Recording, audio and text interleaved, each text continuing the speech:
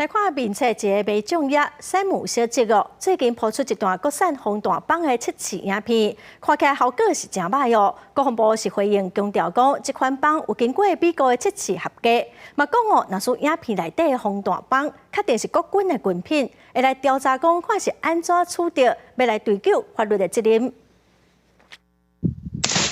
新穿新来台湾的衫，查甫人开穿射击头前的抗弹帮，经过检查，伊冒落去的程度已经超过1节钟头含。人员若是甲穿伫身上，可能会着重伤。也若即块防弹帮，亲像是国产的军备品。制造厂是军备局205厂。伫面册顶悬山姆小叔最近发布防弹帮的测试影片，伊讲这是对军备局205厂109年制造的。 通过 NIJ 3级防疫测试，测试者用8月规格的枪支，伫个15公尺距离正面来做射击。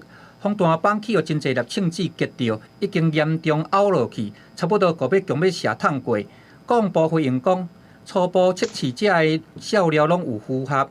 公发的抗弹帮经过美方测试有合格，若是查证是国军军品，就会追究法律责任。应该不是从我们军中得到的。 那也许是跟厂商购得的同级产品，或者其他方法，我们不得知。那国防部也应该引以为戒，比方说增加随机抽样的频率，利用外部检测来检验我们现有的防弹背心。国防部要出来说明吧，怎么研究出来的抗弹板是这样这么的不经测试的情况之下，如何保护国军的生命安全呢？专家认为讲。 测试的防弹帮应该是同规格的军备品，毋是对国军流出来。毋过民间的实测结果会当来参考。国防部就爱证实这款国产军备品有可能有缺陷，甚至讲个会当来做测试。因为武器装备若是讲无点实，恐惊会来打击到军中的士气。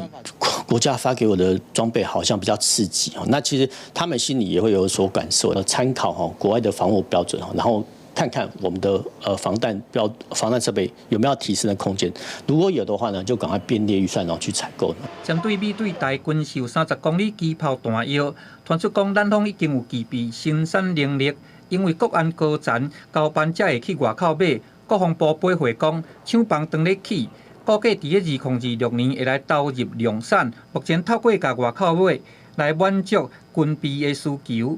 记者综合报道。